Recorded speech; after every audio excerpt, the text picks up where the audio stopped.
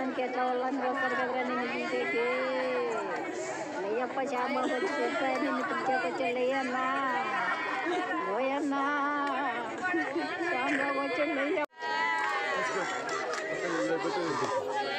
పైన అట్లా పెట్టేసాను సార్ కాకుండా దగ్గరదే విడిపెట్టి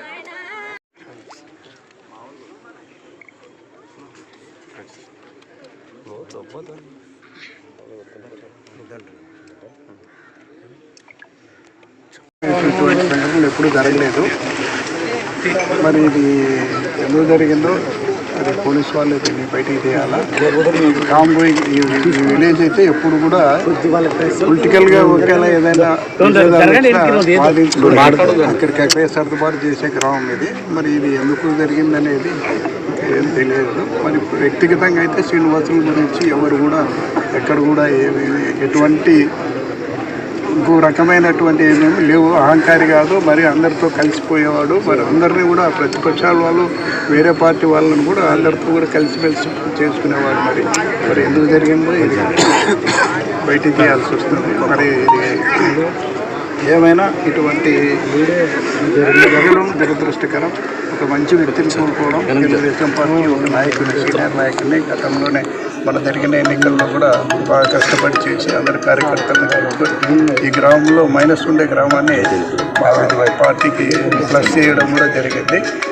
మరి ఈ దురదృష్టకరమైన సంఘటన చూడాలి. మరి దీన్ని పోలీసు వాళ్ళు బయటికి తీసి ఏం జరిగింది, ఎందుకు జరిగింది అనేది కొంచెం తెలుసుకుంటే ఎవరైనా ఏదైనా చేసింటే కూడా ఖచ్చితంగా వాళ్ళ మీద కఠిన చర్యలు తీసుకొని శిక్షించాల్సిందిగా పోలీసు వాళ్ళు కూడా కోరుకుంటున్నాను.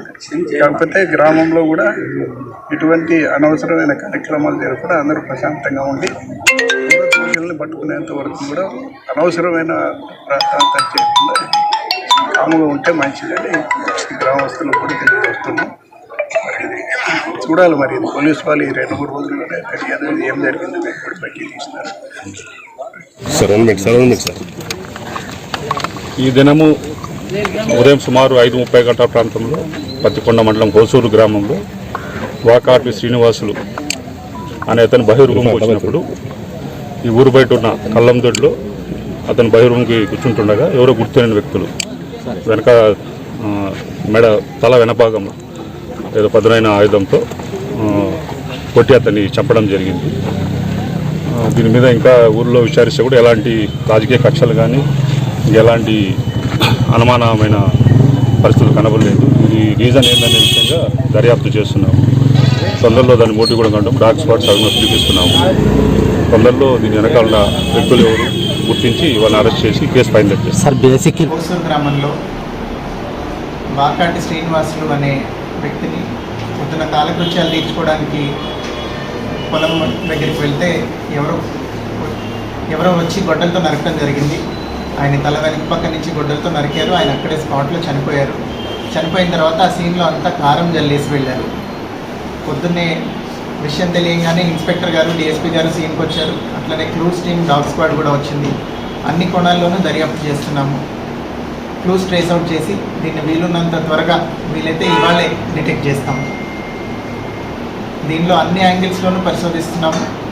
ఏది ఇంతవరకు ఏది రూల్డ్ అవుట్ కాదు.